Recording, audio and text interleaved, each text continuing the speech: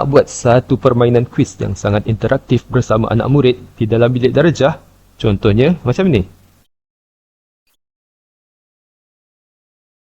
Okay, murid boleh berjalan di dalam kawasan peta untuk menuju ke garisan penamat, tapi mereka perlu selesaikan kuis untuk membuka laluan yang akan membawa mereka sehingga ke hujung laluan.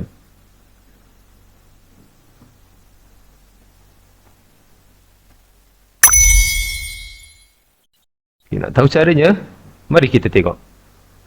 Sahaja Zap Quiz, okay, kita tekan dan login lah dengan menggunakan email kita. Okay, contohnya macam saya sekarang ni, saya dah sign up dengan menggunakan akaun MOE.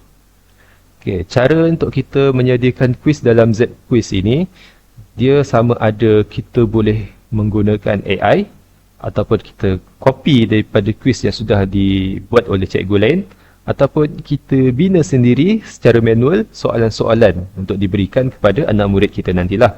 Tapi penggunaan AI untuk menghasilkan soalan quiz, kita perlu bayarlah. Jadi saya akan tunjukkan cara yang percuma sahaja. Okay, dari sini contohnya kita tekan ke explore. Untuk explore ini maksudnya, okay, dalam bahagian ni saya nak tunjuk dulu macam mana kita boleh copy soalan yang sudah disediakan oleh cikgu lain dan kita tinggal berikan sahaja kepada anak murid kita. Maksudnya yang ini kita tak bina sendirilah. Kita cuma copy soalan dan beri kepada anak murid kita. Okay, pada bahagian search ini, carilah apa jenis soalan atau mata pelajaran yang kita nak cari. Okay, contohnya di bahagian atas ini, saya dah jumpa quiz yang saya nak pilih. Okay, saya akan tekan. Okay, kemudian saya akan copy to my quiz.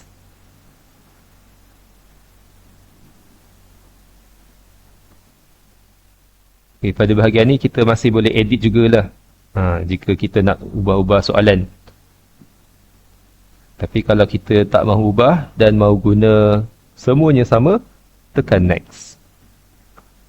Okay, dan complete. Okay, pada bahagian sini, kita akan tekan share entry link. Dia akan berikan kita kod. Kod ini yang kita akan masukkan, yang kita akan berikan kepada murid, dan murid akan enter with code lah, kod yang kita nak beri ni. Ataupun kita berikan QR, ataupun juga kita boleh copy link dan berikan kepada anak murid kita. Jadi macam mana caranya kita nak berikan semua ni, sama ada kod ataupun link, kita boleh masukkan ke dalam Google Classroom. Okay, ini yang pertama. Sekarang saya akan tunjukkan pula bagaimana kita boleh bina soalan secara manual. Okay, pada butang tambah ini kita tekan create. Okay, create quiz. Okay, dekat bahagian sini dia akan beri kita pilihan peta. Pada bahagian atas ialah peta yang perlu kita bayarlah. Free maps ini pun dah mencukupi untuk kita. Tapi andai kata cikgu ingin kepelbagaian peta itu, cikgu boleh langganlah Zap Quiz ini. Berapa harganya nanti kita tengok sekejap lagi. Okay, free maps, saya contoh kita pilih Myth. Okay, create a quiz with this map. Okay, tekan. Okay, kita tetapkan murid tahun berapa, mata pelajaran apa, dan kita klik. Okay, ini yang saya cakapkan tadi, kita boleh gunakan AI untuk menghasilkan quiz, tapi untuk menggunakan AI, kita perlu langgan terlebih dahululah. Okay, sekarang kita nak tengok pada bahagian yang bawah ini. Contohnya multiple choice, short answer ataupun OX quiz. Okay, kita pilih multiple choice.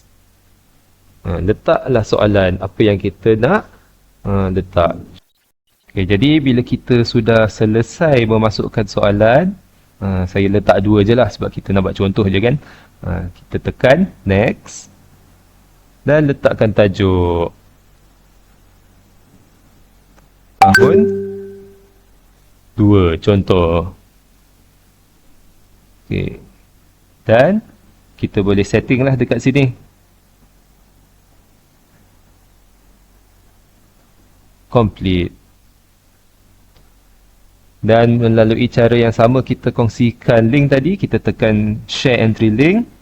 Kuis cikgu sudah sedia untuk dimainkan. Okay, selamat mencuba.